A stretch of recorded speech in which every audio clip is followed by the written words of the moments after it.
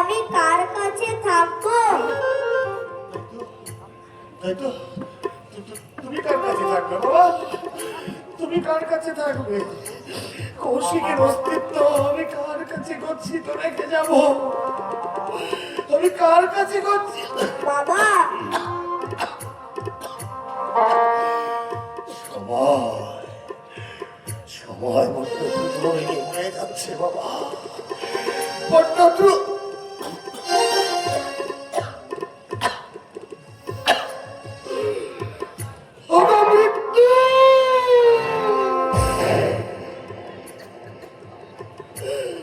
আরেকটু অপেক্ষা করো গো মৃত্যু, আরেকটু অপেক্ষা করো। আমার এই বুকের পাঁজরটাকে, আমার এই কলিজাটাকে একটা নিশ্চিন্ত আশ্রয় রেখে যাওয়ার সময়টুকু তুমি আমাকে ভিক্ষা দাও।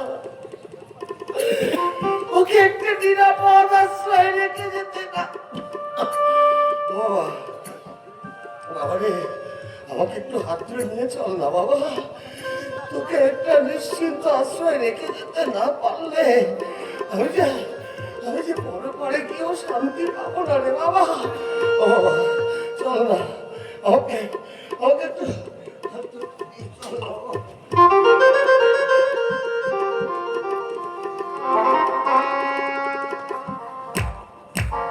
বটে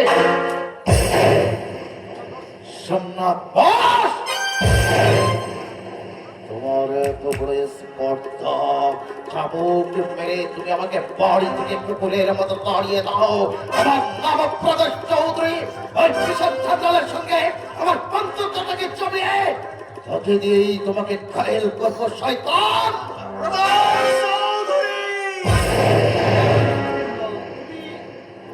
তোমাকে আমি খুঁজে বেড়াচ্ছি জানো? জবাব দাও প্রদোষ চৌধুরী। আমার মৃত্যু পথযাত্রী দাদার চিকিৎসার সাহায্য চাইতে ওই সুচিত্রের কাছে গিয়েছিল আমার বৌদি বলালম্পট। কেন তুমি আমার সতী লক্ষ্মী বৌদির কপালের কলমকে রেখে দিয়েছ? সবই সত্য। আমাদের সংসারটা ভেঙে তুমি চুরমার করে দিয়েছ। তোমার জন্য দাদা আজ মৃত্যু পথযাত্রী, তোমার জন্য বৌদি আজ জন্মাদি, তোমার জন্য কম্পা আজ পার্বণিতা। আমাকে তুমি ক্ষমা করো ভাই। তোমাকে করবো ক্ষমা? আমার মা মরেছে, দাদাও মরবে, আর বৌদি পাগলের মতো পথে পথে ঘুরে বেড়াবে। আর সজল সারা জীবন চোখের জলে বুক ভাসাবে। এতগুলো জীবন যার জন্য নষ্ট হলো তাকে করবো ক্ষমা, করছি ক্ষমা। বিস্তরটা কেড়ে পড়তো, তাহলে নাও তোমার অপরাধের শাস্তি।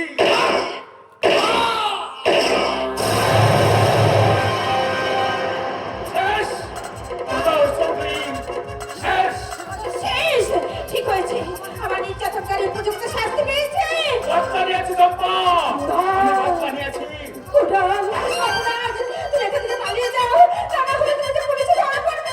যাবো যাবো চম্পা, তবে একা নয়, তোমাকে আমি সঙ্গে করে নিয়ে যাবো।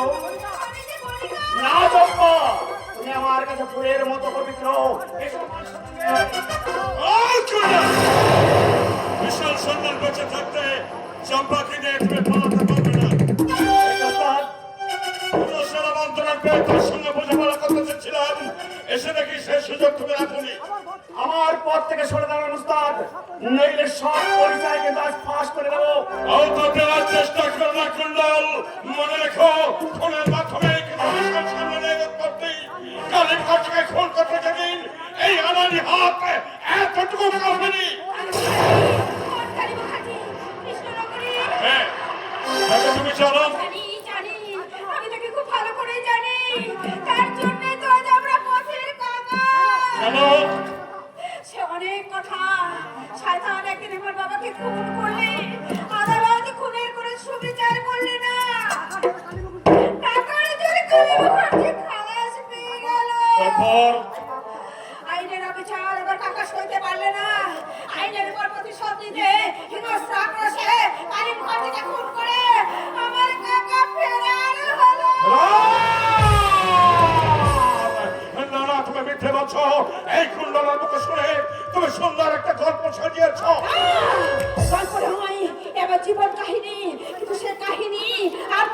নিয়ে কোনো লাভ নেই, কারণ আপনি একটা হৃদয়হীন পাষাণ। আমার সেই দুঃখের কাহিনী শুনলে আপনার আনন্দ হবে। তবু আমি সুন্দর করে বলো। আর শুনে কাজ নেই, একই অস্ত্রে দুজন কত বিক্ষত না হয়ে আমাদেরকে যেতে দিন। তুমি বুঝতে পারছো না ঝড়ের কি তাণ্ডব নৃত্য শুরু হয়েছে আমার মধ্যে? তুমি বলো চম্পা, তোমার সব কথা আমি শুনবো। কালী মুখার্জির সঙ্গে মামলায় আমাদের জমি জমা সব কিছু বিক্রি বন্ধ করলো। আমার কাকা ফেরার হলো, সংসার আর চলে না।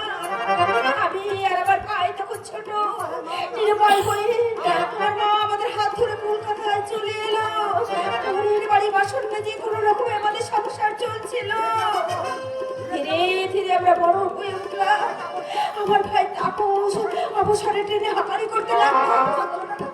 আমি আগে ছেলে থিয়েটার করতাম, মোটামুটি আমাদের সংসারটা চলে যাচ্ছিল। কিন্তু হঠাৎ হঠাৎ একদিন আমার ভাই ট্রেন অ্যাক্সিডেন্টে মারা গেল। আমি আর শুনতে চাই না, শুনতে পাচ্ছি না। আচ্ছা, তোমার বাবার নাম কি? রামরতন সান্যাল। সান্যাল। তাই বুঝি প্রথম দিন তোমার দেখবার পর থেকে মনে হচ্ছিল যেমন মগ্ন অবস্থায় আমার বৌদি আমার সামনে দাঁড়িয়ে আছে। তবে কি আপনি? আমি একটা শয়তান।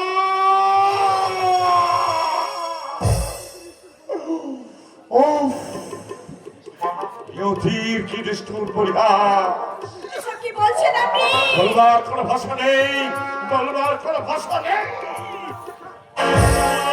এই নাও ধর পিস্তল, গুলি করো এই বুকটায়, সকল ছিন্ন করে ফেলো। আপনার চোখে জল। পরদিন কে আপনি? আপনাকে দেখে আমার কোনো আপন বলে মনে হচ্ছে। বলুন, আমার ধারণা কি সত্য? আপনি কি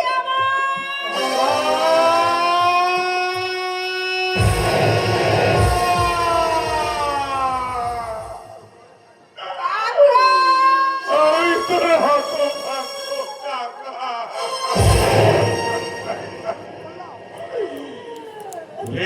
আমি কি করলাম?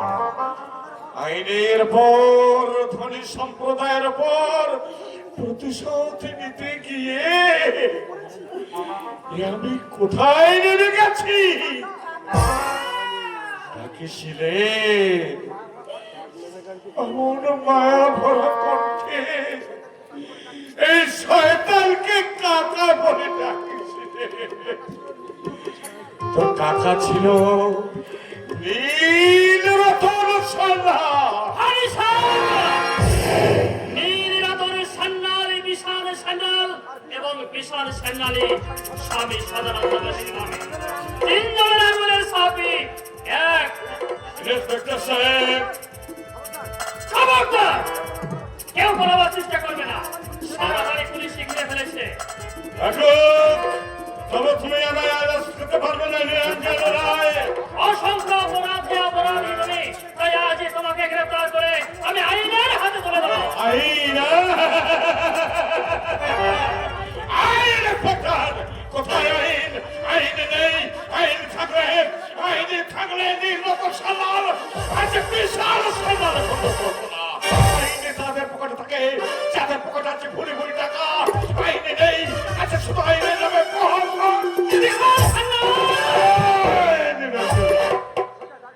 একদম সোজা দাঁড়িয়ে থাকো। আমার এত পিস্তল আছে, আমাকে গুলি করলে কেউ আমি তোমাকে গুলি করে দেবো। বাইরে পুলিশ আসে, বিশাল সান্যাল। থাকুক, তুমি আমায় আইনের হাতে তুলে দেবে, তাই তো? ভগবান অনেক আগেই আমার আইনের আত্মপাশে বেঁধে রেখেছে, তাই তুমি আমায় করতে পারবে না নিরঞ্জন রায়। বাইরে পুলিশ আসে, বিশাল সান্যাল। থাকুক, তোমার মতো শত সহস্র নিরঞ্জন রায় আমি অ্যারেস্ট করতে পারবে না। তোমার চোখের সামনে পালিয়ে যাবো, এই দেখো তোমার চোখের সামনে।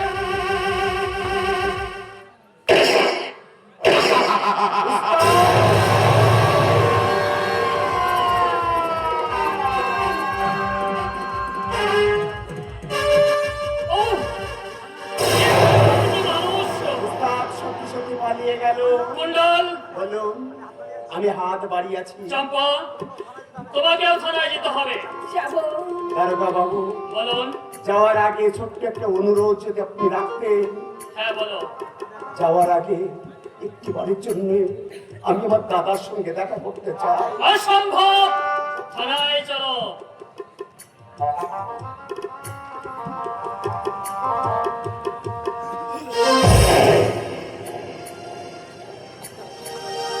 আর হাঁটতে পারছি না বাবা।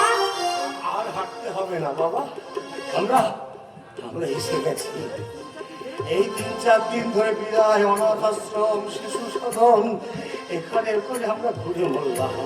এ কোথায় এলাম বাবা? এই বাড়িতেই তুমি থাকবে বাবা। এত বড় বাড়িতে কে থাকে?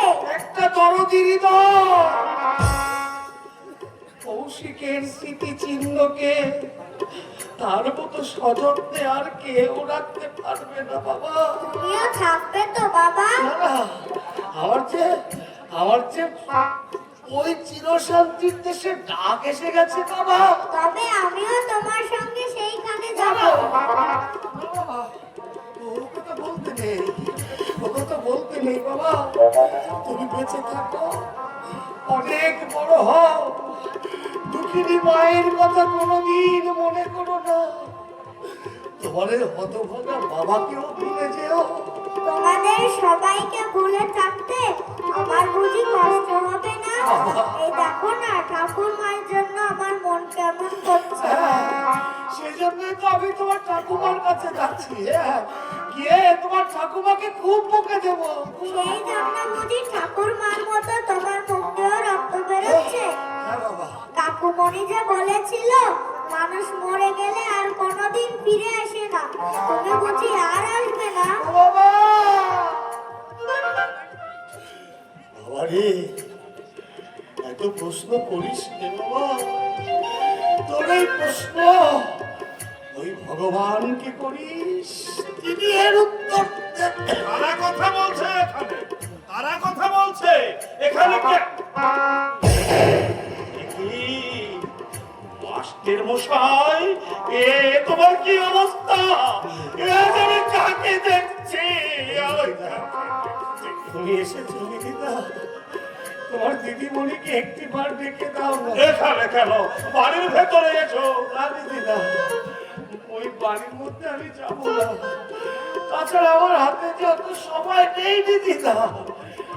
দিদিদা, আমার এই সজলকে একটা স্নেহশীত আশ্রয় রেখে যেতে না পারলে আমি যে নিশ্চিন্তে যেতে পারছি না। দিদিদা, তোমার দিদিমণিকে আমি বলেছিলাম যদি কোনোদিন আমার তাকে প্রয়োজন হয় আমি তাকে ডাকবো। আজ আজ তোমার দিদিমণিকে আমার বড্ড প্রয়োজন। বলে দিদিদা,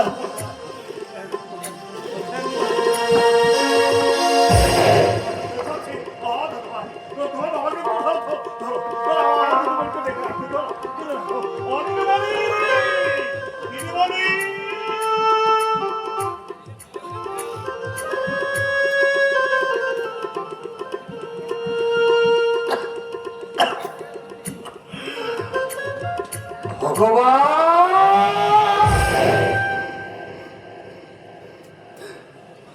ঠাকুর,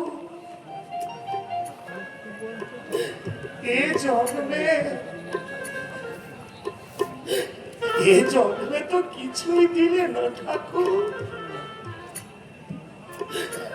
এ জন্মে তো কিছুই দিলে না, দিলে না যশ, পরিচিতি,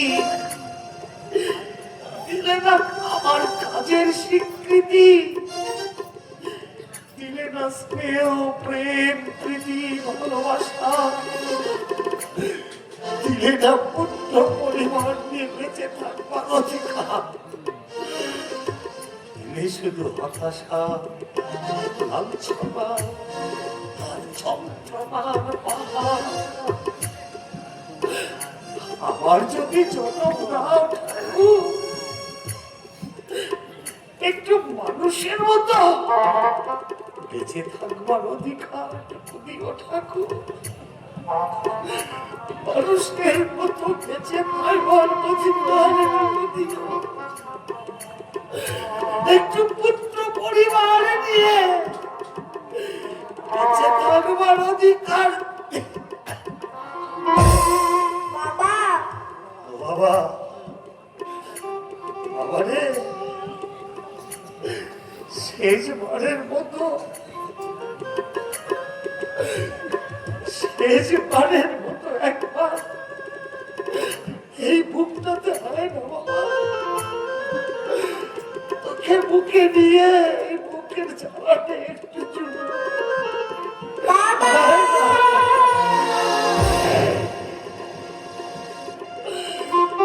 বাবা, পৃথিবীতে এলি, আমি তো তোকে কিছুই দিতে পারলাম না বাবা। আবার যদি এই পৃথিবীতে আসিস, তুই ভগবানকে বলিস আমার মতো গরিবের করে যেন না পাঠায় বাবা। আমার মতো গরিবের ঘরে যেন তোকে না পাঠায়। আমি তো তোকে কিছুই দিতে পারলাম না রে বাবা, আমি তো তোকে কিছুই দিতে পারলাম না। হয়তো দিতে পারতাম, কিন্তু ওই বুড়োর দিদিমণি কে বাবা? কৌশিক!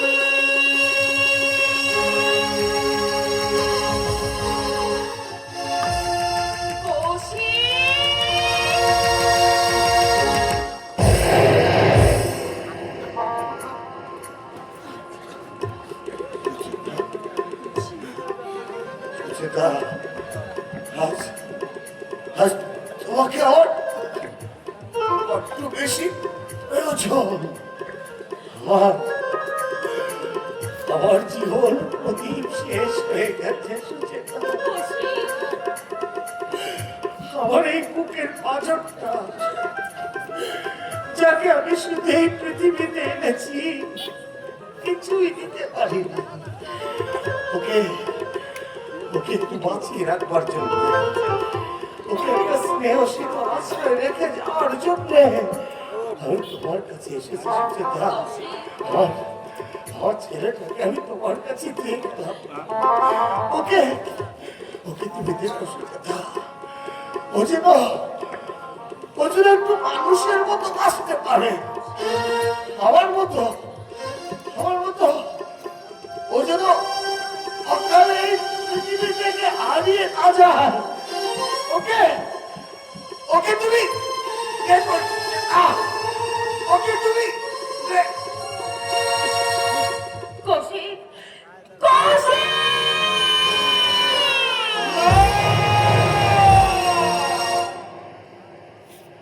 ওকে তুমি আর দেখো না দিদিমণি, তোমার ডাকে মাস্টার মশাই আর কোনোদিন সাড়া দেবে না। মাস্টার মশাই তার নিজের জীবন দিয়ে এই সমাজের কাছে প্রশ্ন রেখে গেল, গরিব কেন মরে?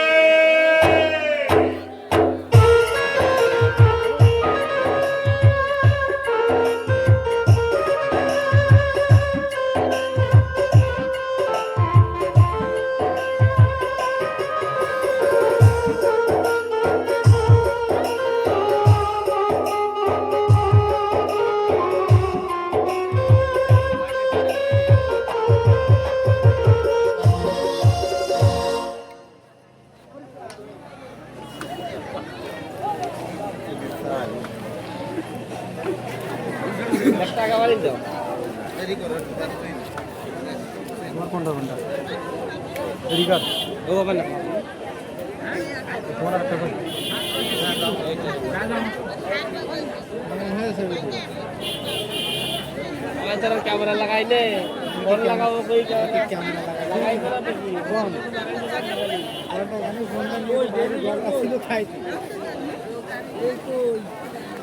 তুমি আমার জড় বাড়ি